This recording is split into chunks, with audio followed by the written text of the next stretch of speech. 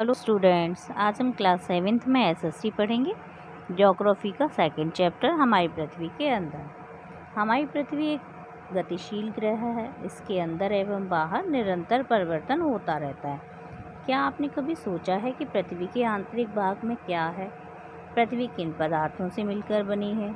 आइए आज हम इन्हीं सब चीज़ों के बारे में बात करेंगे और उन्हें जानेंगे एवं उन पर डिस्कस करेंगे। तो सबसे पहले हम जानते हैं पृथ्वी का आंतरिक भाग। एक प्याज की तरह पृथ्वी भी एक के ऊपर एक संकेंद्रित परतों से बनी है। पृथ्वी की सतह की सबसे ऊपरी परत को परपटी कहते हैं। यह सबसे पतली परत होती है और यह महाद्वीपीय संहति में 35 किलोमीटर एवं समुद्री सतह में केवल 5 किलोमीटर तक है। महाद्वीपीय संहति मुख्य रूप से सिलिका एवं एल्यूमिना जैसे खनिजों से बनी है, इसीलिए इसको Cl सिलिका या एल्यूमिना कहा जाता है। महासागर की परपटी मुख्यतः सिलिका एवं मैग्नीशियम की बनी है, इसीलिए इसे सिलिका तथा मैग्नीशियम कहा जाता है। परपटी के ठीक नीचे मेंटल होता है जो 2900 किलोमीटर की गहराई तक फैला होता है। इसकी सबसे आंतरिक परत क्रोड है, जिसकी त्रिज्या लगभग 3500 किलोमीटर है। यह मुख्यतः निकेल एवं लोहे की बनी होती है तथा इसे निफे, निकेल तथा फेरस कहते हैं। केंद्रीय क्रोड का तापमान एवं दाब काफ़ी उच्च होता है। अब हम कुछ महत्वपूर्ण पॉइंटों को भी इसमें समझेंगे। जैसे विश्व की सबसे गहरी खान दक्षिण अफ्रीका में स्थित है तथा इसकी जो गहराई है वो लगभग 4 किलोमीटर है। तेल की खोज में इंजीनियरों ने 6 किलोमीटर गहराई तक जो है पृथ्वी को खोद चुके हैं। पृथ्वी के केंद्र तक पहुंचने के लिए जो बिल्कुल असंभव है, आपको समुद्र की सतह पर 6000 किलोमीटर गहराई तक खोदना होगा। यहाँ हम चित्र में देख रहे हैं कि महाद्वीपीय परपटी, महाद्वीप, महासागर, महासागरीय परपटी का हमें एक चित्र दिख रहा है। ऊपर हम एक जो चित्र देख रहे हैं वो है पृथ्वी का आंतरिक भाग। अगर हम जानें तो हमारी जो पृथ्वी का आकार है वो जियोइड आकार है। और यहाँ हम पृथ्वी की उन तीनों लेयरों को देख रहे हैं, परपटी, मेंटल और क्रोड को। आगे बढ़ते हैं। शैल एवं खनिज। पृथ्वी की परपटी अनेक प्रकार के शैलों से बनी है। पृथ्वी की परपटी बनाने वाले खनिज पदार्थों के किसी भी प्राकृतिक पिंड को शैल कहते हैं। शैल विभिन्न रंग, आकार एवं गठन की हो सकती हैं। मुख्य रूप से शैल 3 प्रकार की होती हैं। पहली है आग्नेय शैल, अवसादी शैल एवं कायांतरित शैल। द्रवित मैग्मा ठंडा होकर ठोस हो जाता है। इस प्रकार बने शैल को आग्नेय शैल कहते हैं। इन्हें प्राथमिक शैल भी कहते हैं।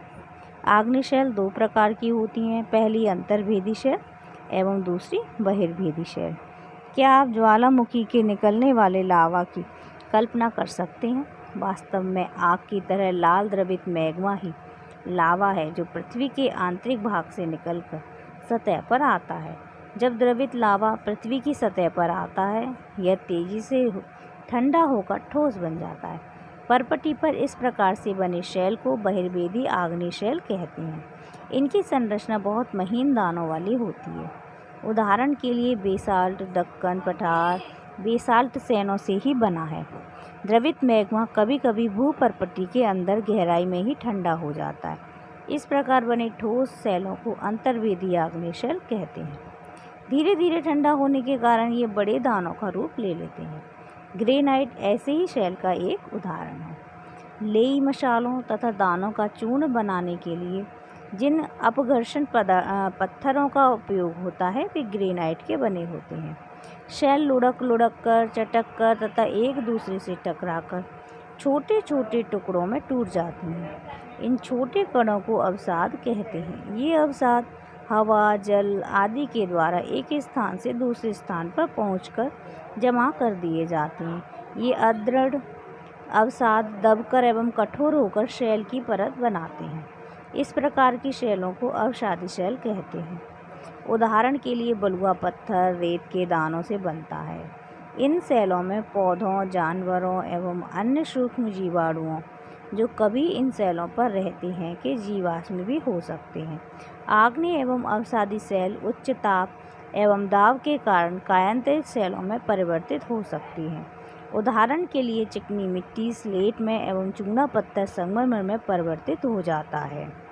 शैल हमारे बहुत उपयोगी हैं। कठोर शैलों का उपयोग सड़क, घर एवं इमारत बनाने के लिए किया जाता है।